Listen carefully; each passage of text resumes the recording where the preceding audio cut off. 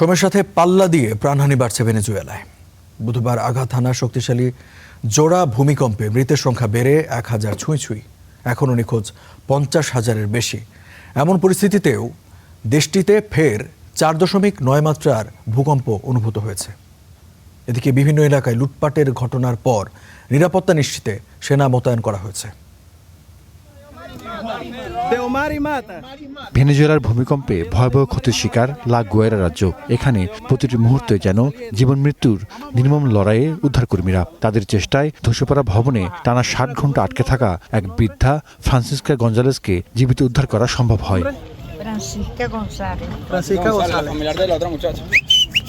দ্রুত ফুরিয়ে আসছে সময়, তাই ধ্বংসস্তূপের ভেতর প্রাণের ক্ষীণ স্পন্দন খুঁজে ফিরছেন উদ্ধারকর্মীরা। শিশুদের কান্না ও মানুষের চিৎকার শুনতে পাওয়া গেলে সর্বোচ্চ তৎপরতা দেখাচ্ছে দলগুলো। কল অ্যান্ড লিসেন কৌশল, থার্মাল ক্যামেরা, ড্রোন ও কুকুর ব্যবহার করা হচ্ছে।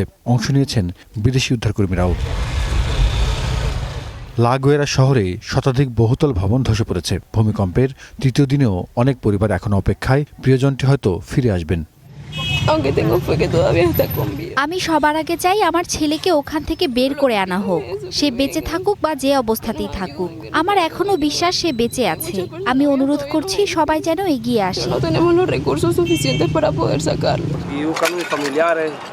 আমার মা ও ছোট ভাইকে খুঁজছি। আমি শুধু এটুকু জানি যে তারা অ্যাপার্টমেন্টে ছিল। তাদের ভাগ্যে কি ঘটেছিল তা জানতে সামান্যতম সূত্রও বাদ দিচ্ছি না।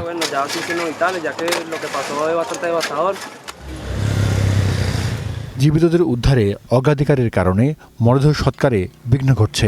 অনেক জায়গায় রাস্তার পাশে ঘন্টার পর ঘন্টা পড়ে থাকছে লাশ। লাশটি গতকাল থেকে আজ পর্যন্ত এখানেই ফেলে রাখা হয়েছে। কোনো ফরেনসিক কর্তৃপক্ষ ঘটনাস্থলে আসেনি। আমরা চাই ওকে তার পরিবার যেন ধর্মীয় রীতিতে সমাহিত করতে পারে। এখন সে তো পচে যাচ্ছে।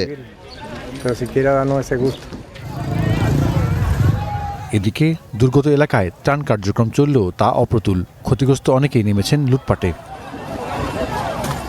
স্বেচ্ছাসেবকরা বলছেন, নিত্য প্রয়োজনীয় সামগ্রী নিয়ে পালানো লোকজনের দিক থেকে পুলিশ একরকম চোখ সরিয়ে রেখেছে।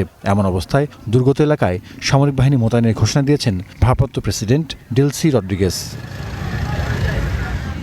Zahidur Rahman, Star news.